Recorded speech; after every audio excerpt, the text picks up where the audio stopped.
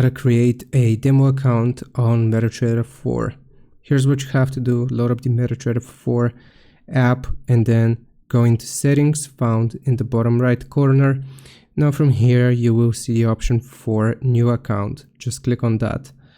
Right here you will see open a demo account at the top, and also you can log into an existing account. So for this we're just going to open up a demo account, and you can search for your specific broker if you're not opening an account with MetaTrader 4 but instead just using the app.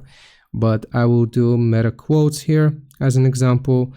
It is going to ask for a name, phone number, email address, and also a deposit amount, as well as your leverage. Here you can set your leverage. After you fill out this information, you will click on register, and that is how you open up a demo account with MetaTrader 4. Hope this helps. Leave a like and sub. I'll see you next time.